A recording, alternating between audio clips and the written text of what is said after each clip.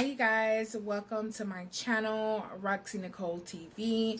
Welcome or welcome back, and today I have a story time for you. I'm going to give you guys a story time on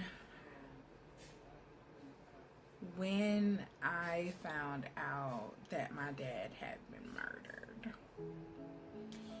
I'm gonna take you down memory lane on the entire experience for me. This is a pretty heavy video. I never thought that I would have an outlet to really tell my point of view as far as my experience, other than to my therapist. I'm processing still.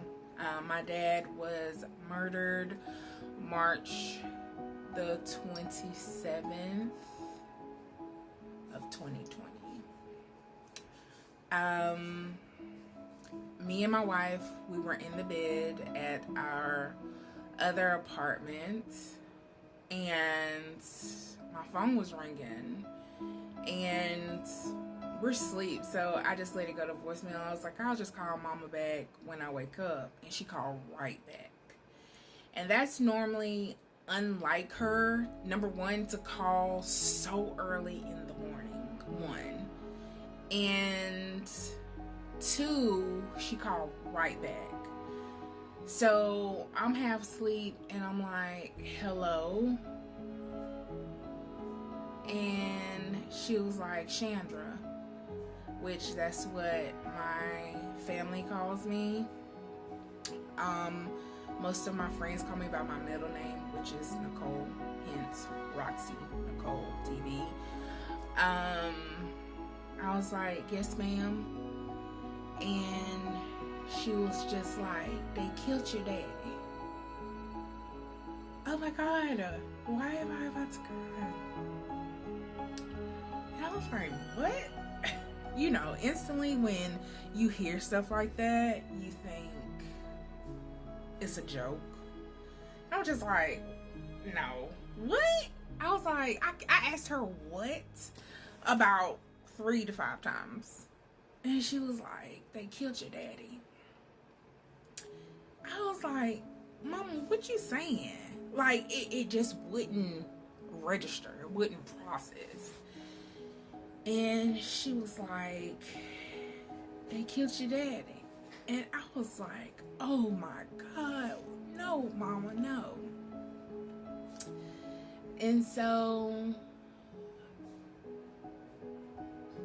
she was just like, when can y'all come? And I was like, what do you need? First, I'm getting ahead of myself. So when I asked her, are you serious? And she was like, yes. And she started crying. I started crying. When I started crying, I just hit the floor. And by this time, my wife is waking up. Babe, what's going on? Babe, what's going on?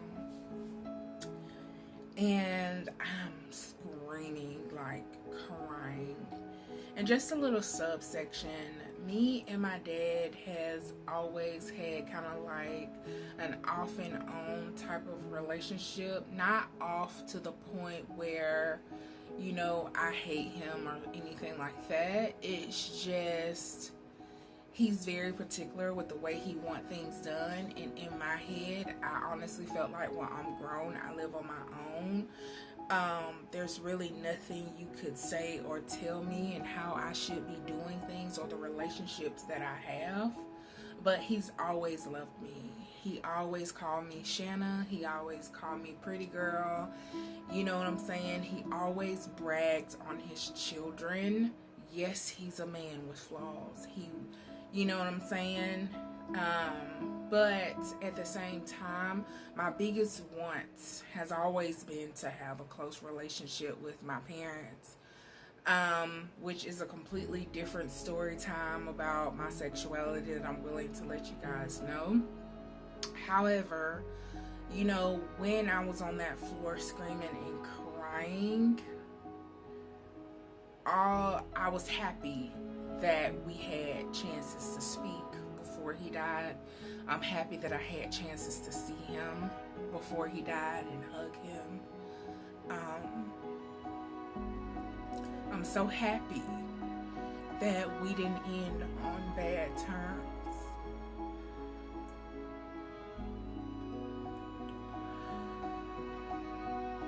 That we didn't end on bad terms. But instantly, when I realized that my mom wasn't playing a cruel joke, which I don't know why I thought that, y'all. But instantly, I'm like, what do you need? What do you need? And she said, when can y'all be here? And I was like, we on our way. So I was like, where are you at? And her and my aunties, which are my dad's sisters, I think, or one, or I don't know how many were there, but I think she said like they were at the hospital. And so my wife picked me up off the floor because I'm on my knees. And I had an asshole of a manager back then, bro. I called her and I was just like, I need to take off work. I'm headed to Alabama now, which I'm on the floor, tears running down my face. And I just bust out crying. I was like, my dad was killed and I need to go to Alabama. I'm on my way. I'm not coming in. And so my manager was like, okay, don't worry about anything. I'll get HR to email you whatever you need so you can take time off. She was like, take all the time you need. Don't worry about us. We're okay. And so with my job, this is a makeup wipe I used, y'all. So she was like, take all the time you need. Don't worry about it. And so I told my wife what was going on. And she was like, well, we don't need to drive. We didn't even have a car at this time. She was just like, let's look up flights and let's go. So within 2 days, we had a flight. And we packed and we were in Alabama for 1 month. 1 month and a week. I did not work. When we got there, my mom, she was my mom who answered the door. She was my mom that hugged my neck and broke out in tears. And that's when I knew that she needed me on a level that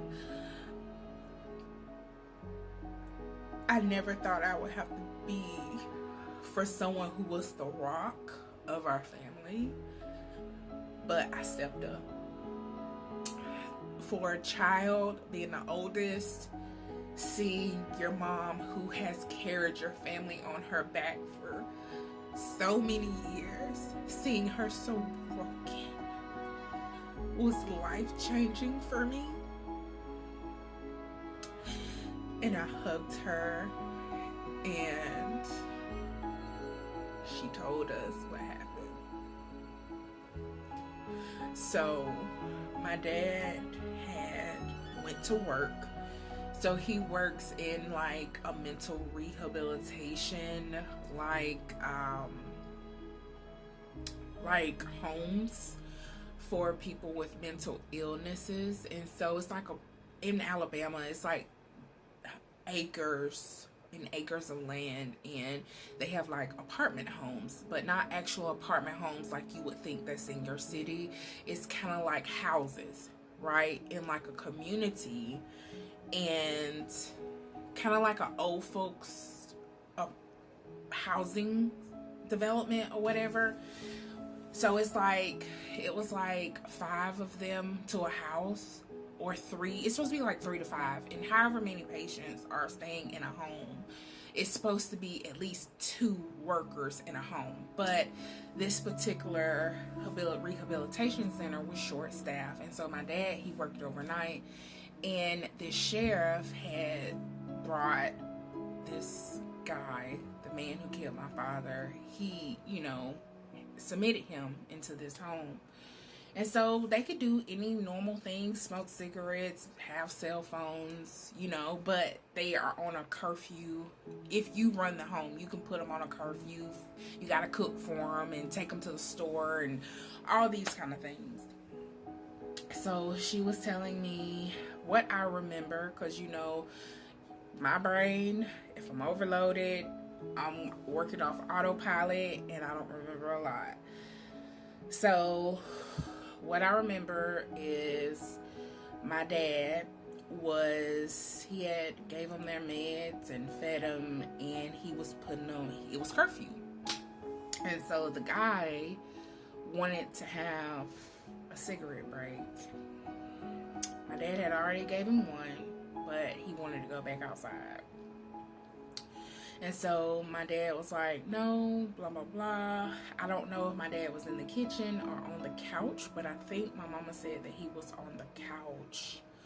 I'm not sure if his back was turned or if he was sideways. I'm not sure. But what I was told is that the guy had stole a gun out of one of the other kind of like employee's car.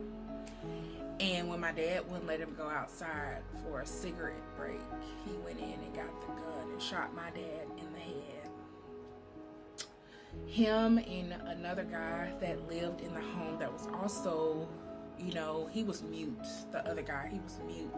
And so he asked him to help him put my dad in his car, in his truck. And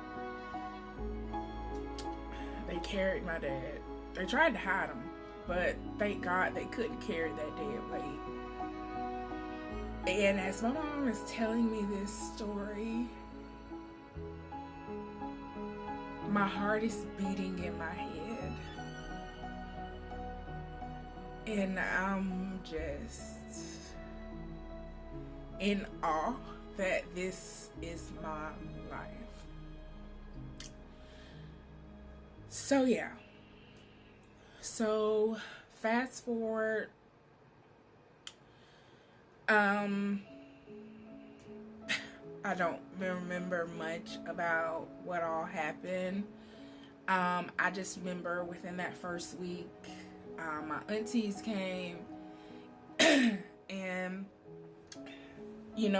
at this time, my brother, he's currently in the Navy, and coronavirus is rampant, right? Nobody knows what's going on. At this time, numbers are going up. People don't know what this virus is.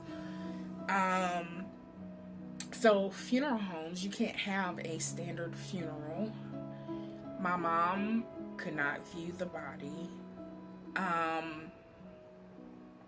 So my brother is away. He's at sea. And I don't know if any of you remember, but it was big news about a Navy ship, the Theodore Roosevelt Navy ship that was at sea, because everyone on that ship had coronavirus. So my brother was stuck in the middle of the ocean with a deadly disease at this time that nobody knows much about. Scared, because I didn't know this then, but he's watching his friends die, and my mom's trying to hold off as much as she could because she wants her son to be there to watch his father have his last celebration. So we're waiting. We waited about 3 weeks, 2.5 weeks before we realized that, by this time he had been they docked him in Guam, and he was in Guam for I would say another 3 to 4 months. Minimum care. You know, they put them in a house. People in hazmat suits drop off food and water to them. So not only are we going through a tragedy with a loss and grief, but we're going through a tragedy with fear at the same time, because your loved one has a virus that no one knows about. And they're in a, yes, Guam is a U.S. country, but you don't know about the medical and stuff like that. So I helped my mom plan my father's funeral from A to Z. Back to my aunts, they wanted the funeral planned and they was ready to put him in the ground. And I have never seen my aunts so pushy, you know. And I'm not trying to hurt anybody or step on anybody's toes, but like I told them, especially my auntie San and my auntie Van. My auntie Van lost her son a few years before this, and her biggest complaint was, this is bringing up so many memories for me. And to me, this experience with everything that was going on was completely insensitive to a woman who was with a man for years. She was with a man that they grew up together. She was with a man that has helped her through so much. She helped my dad in life, period. But I just felt like it was so insensitive for them to try to rush her process. And I said, just like you had your experience, you have to allow her to have her experience. And at this time, my mom was having so much hope that my brother could come home, but he ended up not being able to come home. So we planned the funeral. Me and my other sister, she's older than me, we made the obituaries. My auntie, I call her my auntie, but she's really my cousin. She knew the lady at the print shop in Alabama, and she printed the obituaries for us for free. And we had a memorial service where he's laid out and you could go view the body. And the service had to be at the graveyard, and you know, mom had got his preacher that was really close to his side of the family to preach and sing and all of that. And when we got into those cars and we were trailing the hearse to the I know I'm skipping around, but we carried, you know, we were driving behind the hearse and everything. And when we got to the graveyard to start the ceremony, you guys, my mom, well, on the way there, she was like, I never thought that I'd be doing this. You know what I'm saying? She's just reflecting, and I was there. She's here. And we got out, and I said, Mama, you ready? And she just broke. She broke.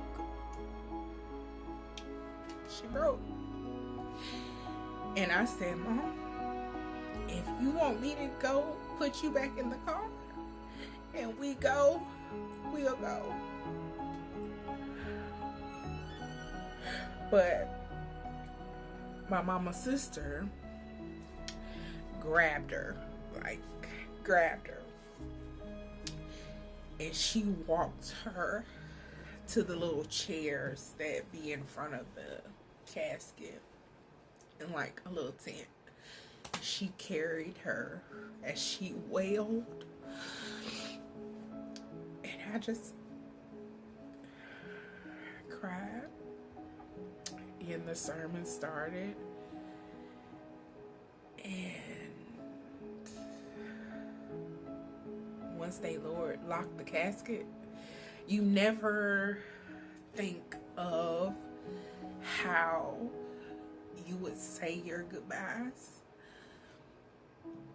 when they took that little key and they locked him in,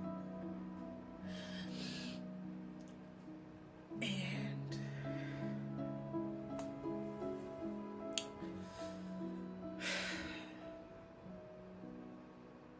I cried, she cried, and we said our goodbyes.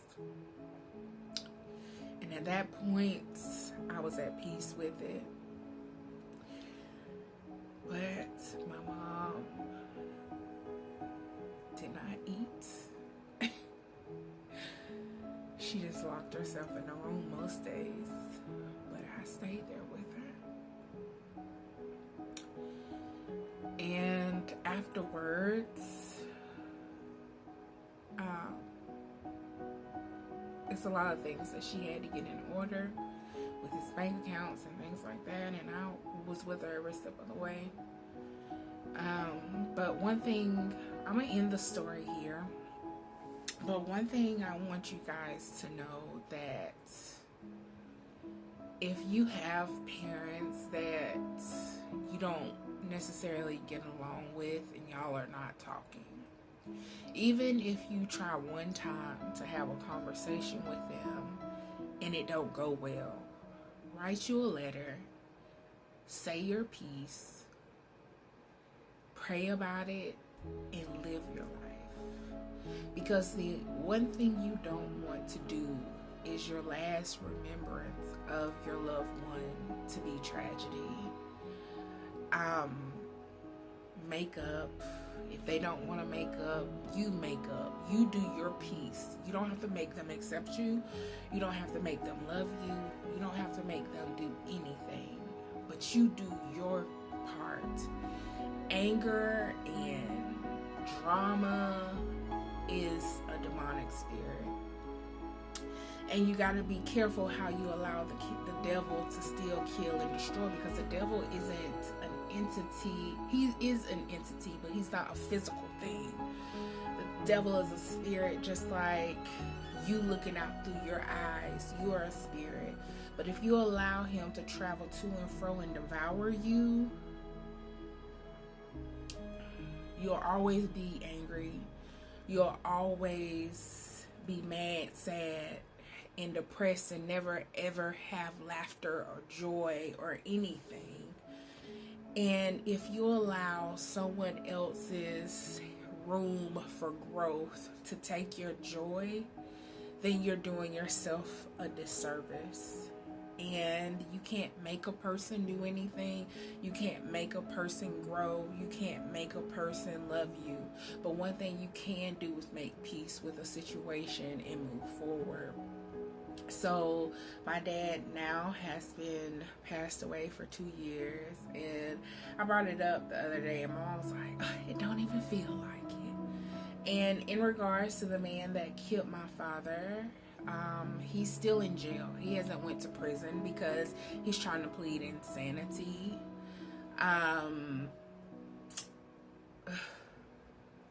It's a long process. They're not really telling my mom much. However, you just gotta be careful what you do to people and how you allow the devil to use you, because at this point, how the world is going, no one's safe. You can't go to school. You can't send your kids to school. You can't go to the grocery store without praying. And the last thing you want to do is be able to take your last breath being angry or mad at someone that is really fighting their own demons. I know I'm rambling, but all I'm trying to say is love yourself enough to make your peace. And I'm so happy that when my dad passed away, that we were on wonderful terms. And I'm happy that I got to experience my mom in a different way. During this process was the first time she acknowledged that I was gay. She introduced my wife as my wife. And so I was so happy about that. Me and LaShanta, we looked at each other like,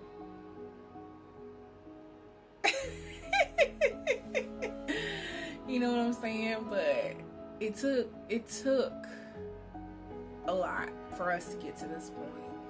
And if you have a parent who, you know, don't accept your lifestyle, that's okay. They don't have to accept your lifestyle. It's not their job to accept your lifestyle. Their only job is to love you and care for you. Now, when they stop doing that, they've stopped living in God's good graces, and the only thing you can do is pray for them. And I love my mom. I love my family. We have a small family. And I'm rambling.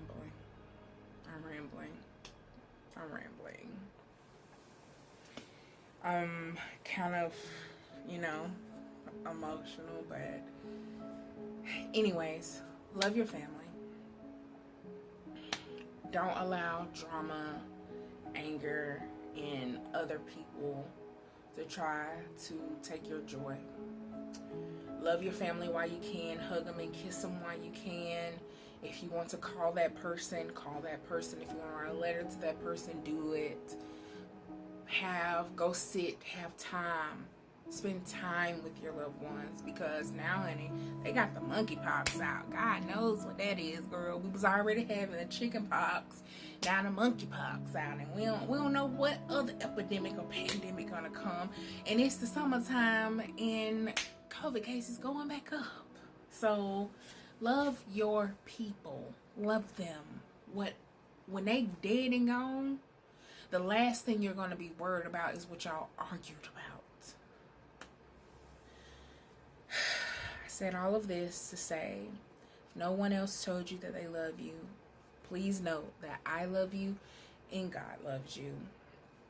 And please leave a positive comment down in the comment box below and let me know what blessing, what positive thing happened to you today.